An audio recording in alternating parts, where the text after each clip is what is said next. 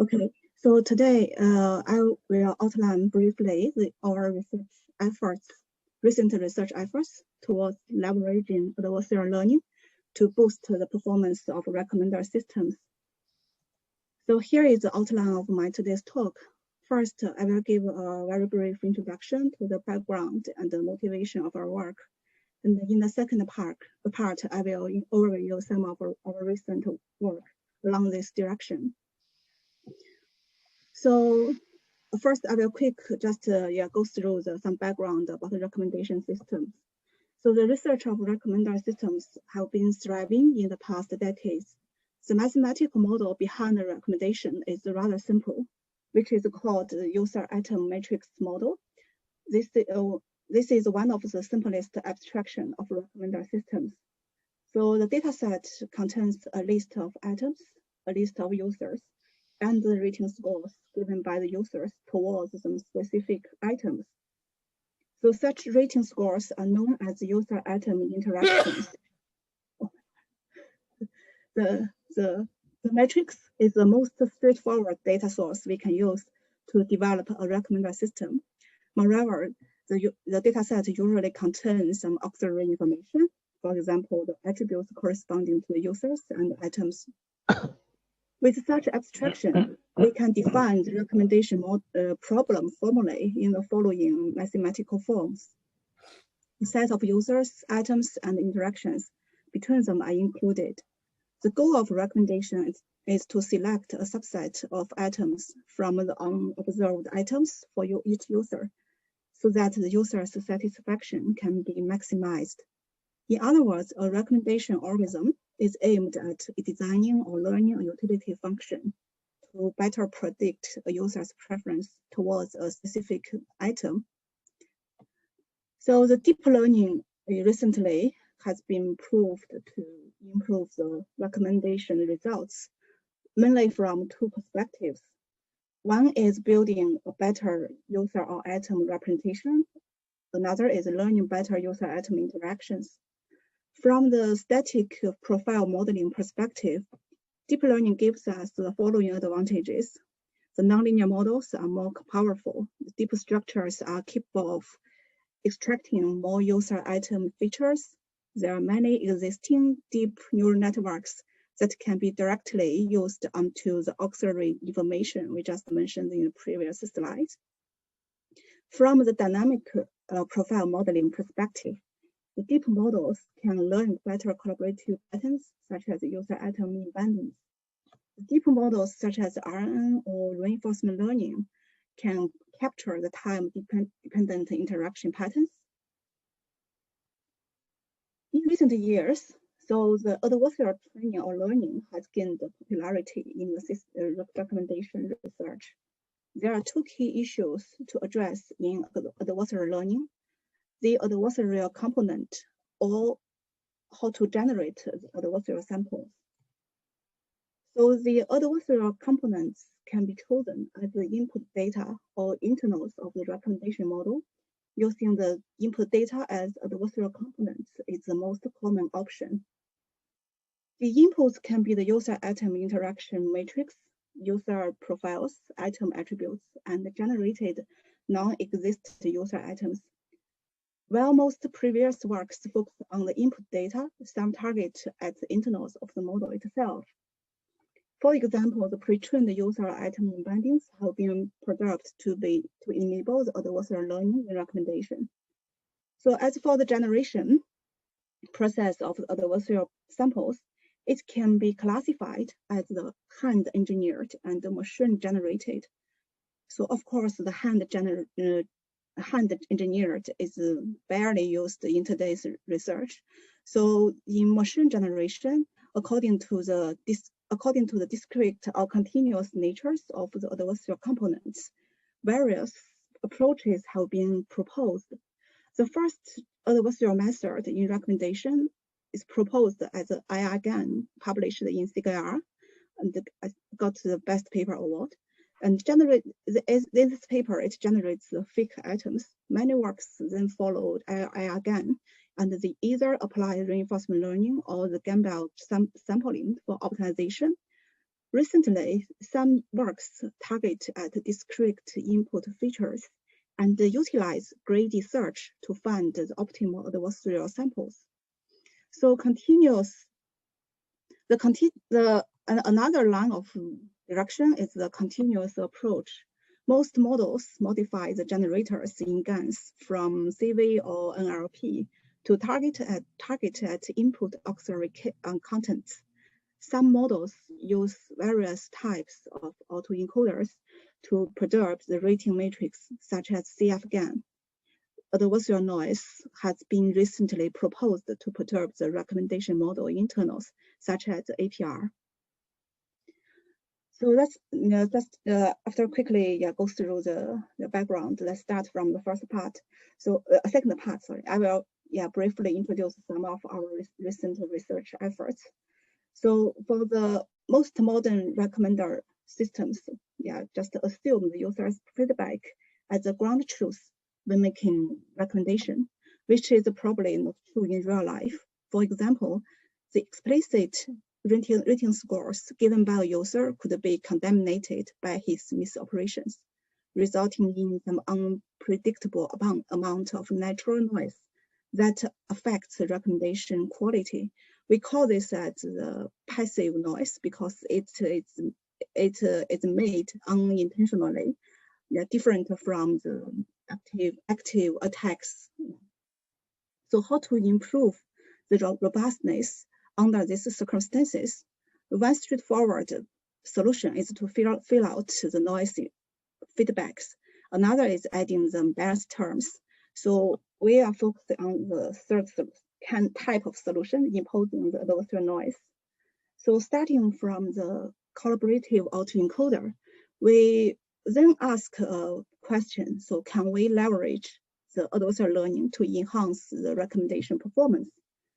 To do so, we define the following adversarial noise, which aims at maximizing the overall loss function by adding the noise on the model parameters.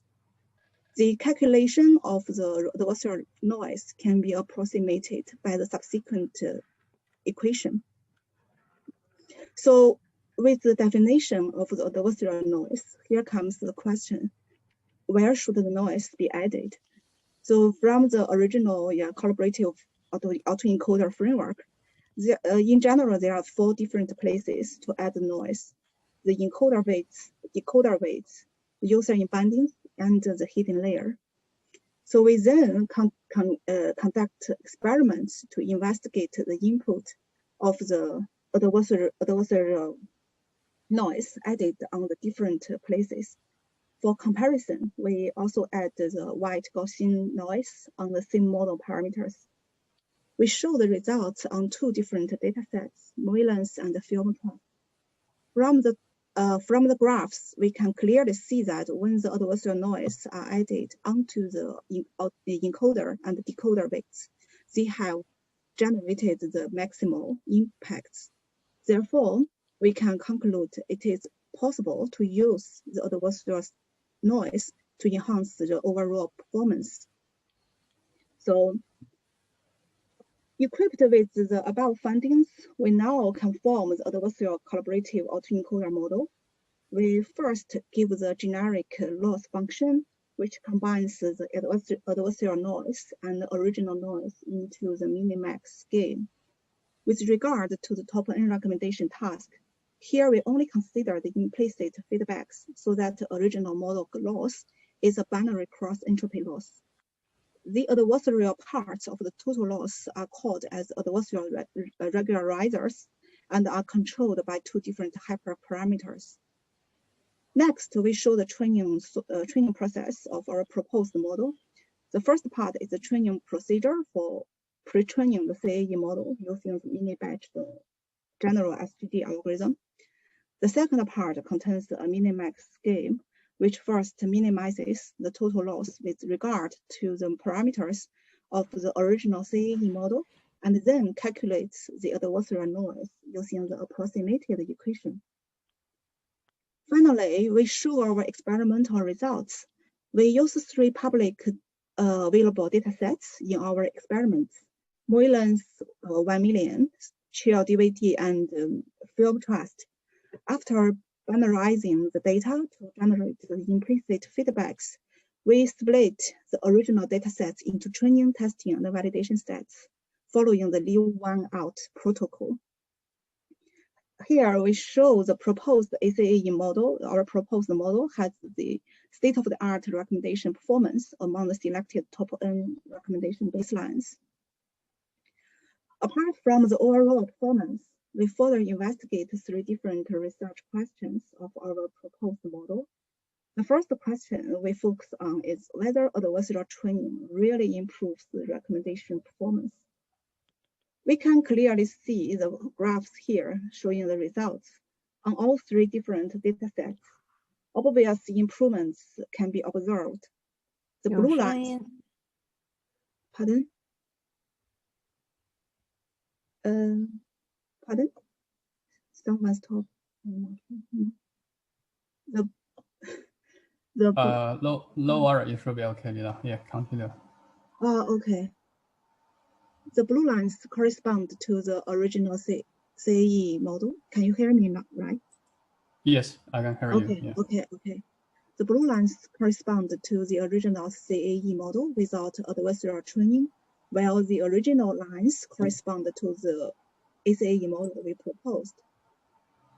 So the second research question we look at is whether ACAE becomes more robust against the adversarial noise compared with the original model.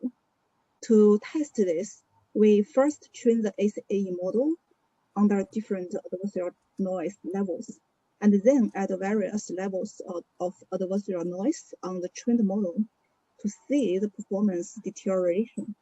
In the result graphs, the blue lines show the case without adversarial training. We can see that after the adversarial training, deterioration of the performance drops very obviously. Despite the robustness enhancement, we must see the adversarial noise is detrimental to the overall performance. From the following graphs, we see when a high noise level is embedded or inserted into the proposed model, the performance could drop below the original CAE model. Therefore, it's clearly there is a trade-off between the noise level and the performance enhancement.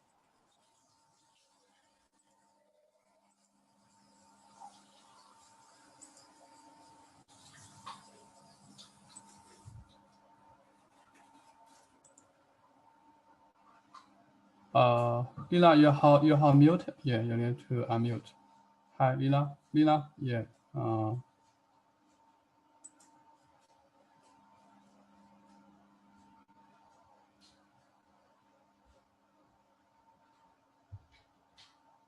Hi, Lina. Can you hear me? You have mute yourself.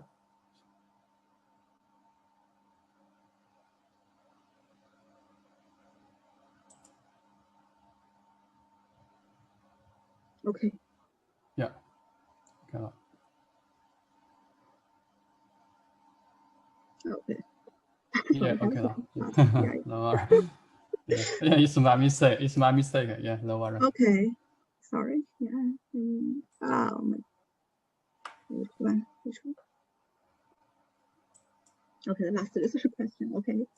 So the last research question we investigate is whether the nonlinear characteristics of our proposed model can actually help improve the effectiveness of adversarial training compared with the linear models. We set some of the activation functions as identity functions in our proposed model. From the graphs, we notice that the adversarial training approach is still effective with the model nonlinear characteristics reduced, but the performance in the pre-training stage actually drops. So we then present simple extension based on the original ACAE model. By concatenating 2 additional noise vectors on the hidden layer, so that we have 4 different adversarial regularizers in total. We name this model as a fine-grained ACAE. So we simply show the result here. So it can achieve the better results than original model. The green lines here represent the training trees of the fine-grained method. So, another work is the NeuRec. It's using the adversarial learning to contribute to the cross-domain recommendation. So this is just a simple background overview for the cross-domain recommendation. So actually, this is two kind of different domains, the source domain and target domain. And in general, the cross-domain recommendation research can be classified into 4 different scenarios, according whether the users or items are overlapped. Therefore, we have the scenario here where no users and no items are overlapped. The scenario where either the users or items are partially or fully overlapped. So the scenario where both the users and items are overlapped. So apart from the overlapping differences, there are 2 main recommendation tasks. The single domain recommendations. In this scenario, we exploit the knowledge about the users and items in the source domain to improve the overall quality of the recommendation in the target domain. Well, for the joint recommendations, we actually recommend the items belonging to the different domains. As for this work, we limit our research problem to the single domain recommendation. So we consider the shared user overlapping scenario, where the user latent features serve as transferable knowledge, and our recommendation task. So in other words, our recommended task is aimed at improving the quality of recommendations in the target domain by leveraging the information from both source and target domain. So mathematically, we have the following notations. We have a set of shared users and the distinctive sets of items and ratings for the 2 domains as our inputs, and the outputs are prediction scores for the unobserved ratings. This is the brief summary for existing methods about the cross-domain recommender systems. We classify the approaches roughly into the deep learning-based methods and the non-deep learning-based methods. We noticed that in terms of the cross-domain recommendation, numerous non-deep learning approaches have been proposed, including those leveraging the rating matrix only, and those relying on auxiliary contents, such as texts and images. As for deep learning methods, most current work focuses on the extraction transferable knowledge from auxiliary contents, but the latent patterns inside of the user items interactions are barely touched. So considering this, we set our research questions within the scope of using deep learning to enable the rating pattern extraction and the transfer, because this kind of the rating matrix is readily available. So the first step of our approach is generating an embedding for each user. Because the source domain and the target domain share the same set of users, but different items, we employ 2 separate autoencoders to learn the user representations in both domains. To be more specific, the autoencoder tries to reconstruct the user rating vectors with squared loss over the observed ratings. After training the autoencoder, we collect the hidden layer vectors as the user's representations, which are then fed into the domain adaptation network. So this picture shows the overall framework of the overall architecture of the domain adaptation networks. The embeddings from the source and the target domains are the first interleaved, and then we use the fully connected neural networks to extract and share the latent features.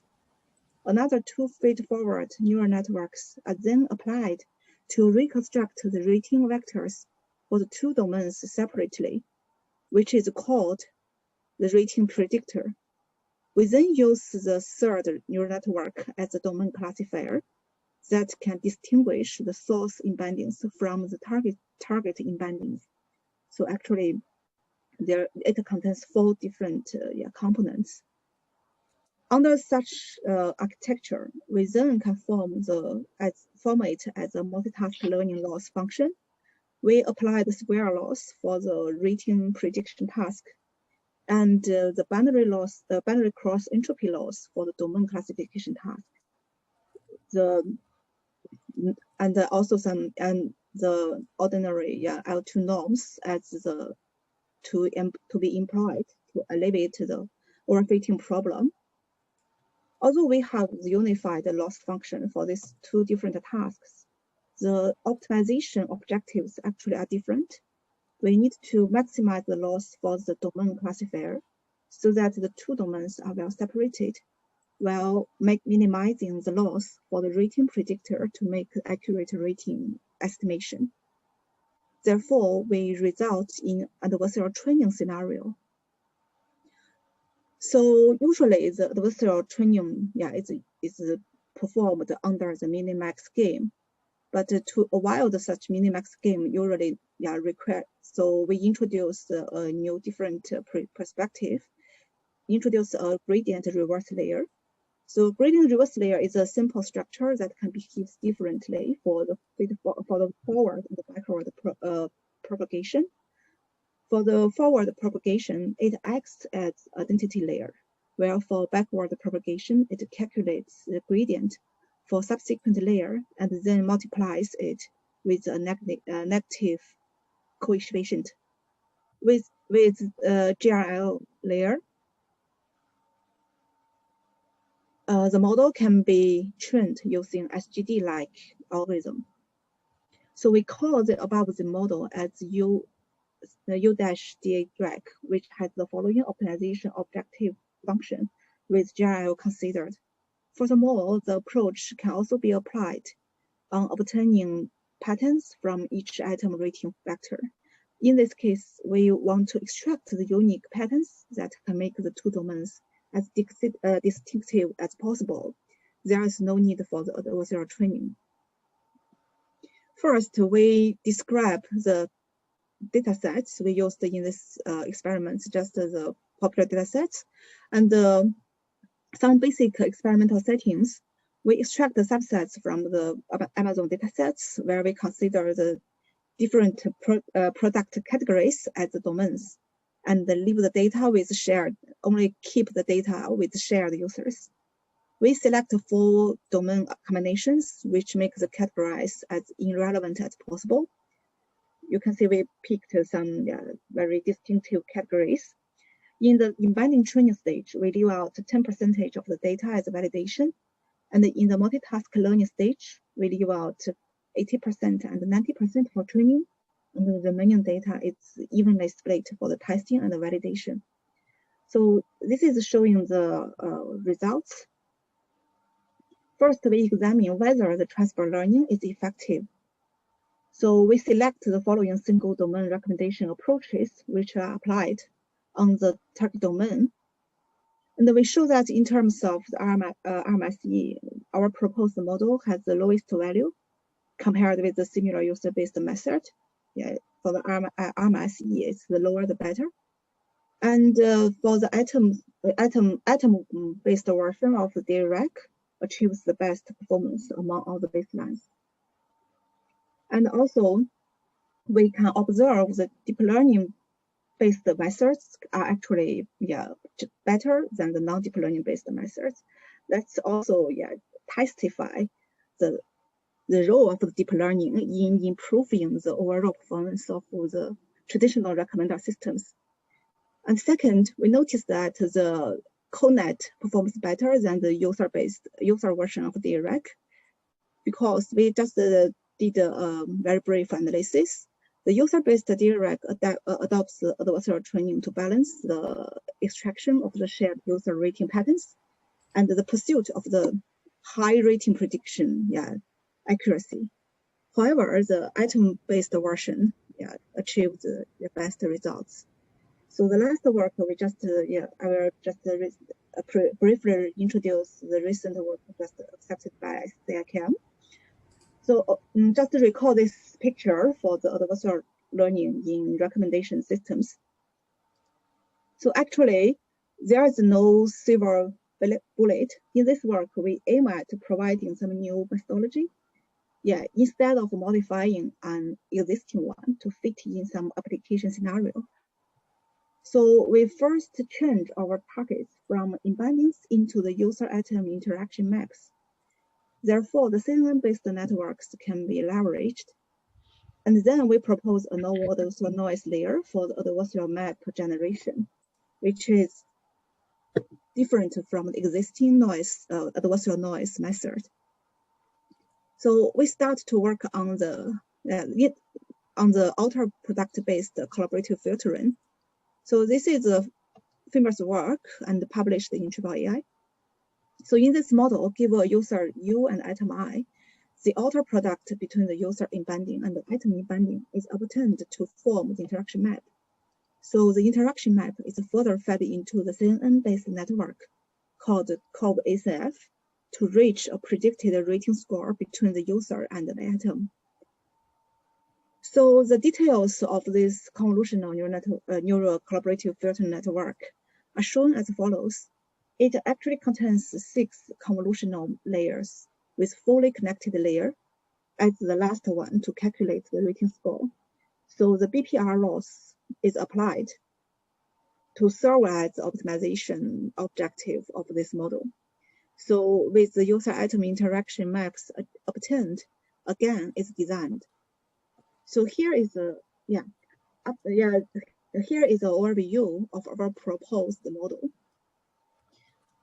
namely the convolutional generative collaborative filter. So the real maps are fed into a generator which synthesizes the fake map.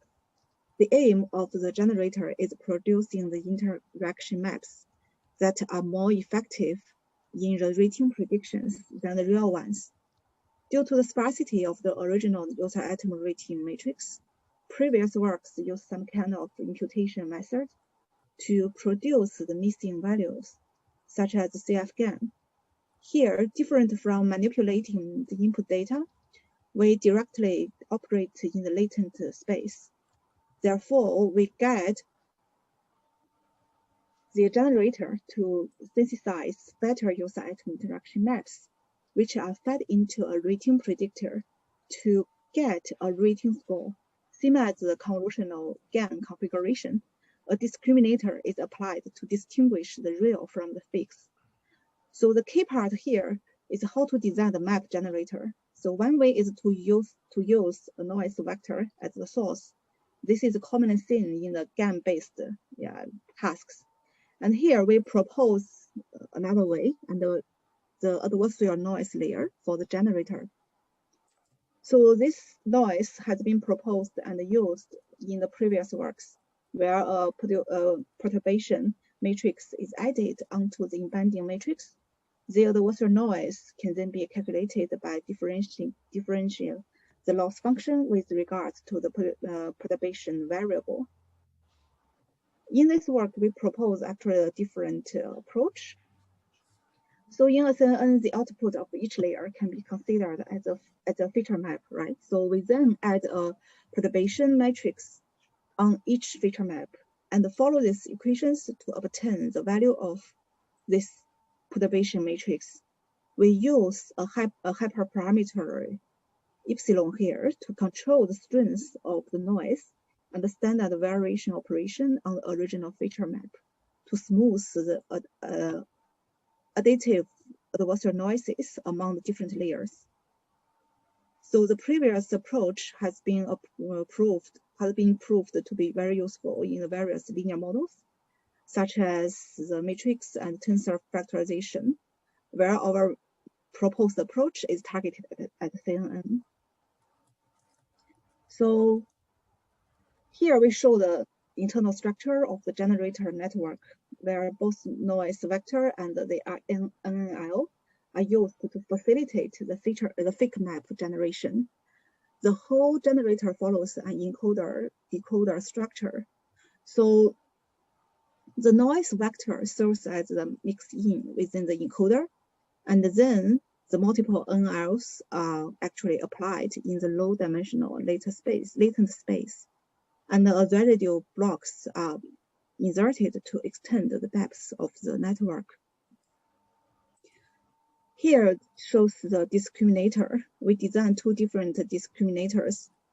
In the first one, we apply BPR loss. Both real and fake maps are fed into the prediction network to produce two predicted rating scores. We choose the curve NCF as a rating predictor, this pair of rating scores acting as the input of standard BPR loss. So in the second one, we apply a CNN binary classifier to distinguish the real map from the fake map. Thus, we can use a standard cross-entropy function as the discriminator's loss function. Finally, combining the loss of the GAN and the loss of the predictor, we obtain the total loss function. The hyperparameter omega here is used to balance between these two losses. So this shows the total loss function. So we would like to answer the following research questions by conducting the experiments. So, and also we compared our method over 4 different public data sets. We first compare our model with the following baselines. And this is the baselines, so just skip it. So we find that our method can achieve the state-of-the-art top-N recommendation results among the selected baselines. We also show the training traces in hit rate at top 5 of our model on the 4 data sets. Due to the adoption of adversarial learning, the training traces are far less stable than non-adversarial methods. For the second research question, we want to find out whether our approach changes the user atom interaction maps.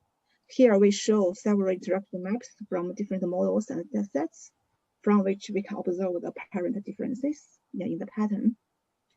So for the third research question, we would like to see our proposed model is superior to the traditional adversarial noise adding approaches under the CNN network. To compare, we add adversarial noise onto the pre-trained user atom embeddings by curve NCF and remove other noise sources. So we then train the model following the procedure in the original adversarial pairwise ranking the APR. And from the results, we can see across all the data sets, our method, AEMB method actually decreases the performance of the GCF. So we basically did some brief analysis. The reason highlighted in the first, the AEMB perturbs the input interaction maps, so that the first 3 convolutional layers may fail to extract the meaningful patterns, where in the adversarial noise layer, these layers are kept noise-free. And another reason might lie in the adversarial noise layer adaptively varies the adversarial strength across the feature maps, so it's difficult to be flexible to manipulate the noise level. So for the last research question, we investigate the input of using the different pre-trained embeddings. Apart from the curve NCF, there are multiple other top-N recommendation models that train a set of atom embeddings at the input layer. Here we select the 3 baseline methods to obtain the embeddings. And our method, so the curve NCF provides the best results, our method. So, and also if you look at the results, so actually the performance after using the GCF is enhanced compared with the native methods, indicating our model can improve over the various interaction maps. But we can also observe, so for the AMF, the performance actually decreases in that embeddings have been heavily contaminated by the adversarial noises, so making it difficult to further extract some useful patterns and harm the final results. So this is my talk. Yeah, thank you very much. I hope, Thank you so much.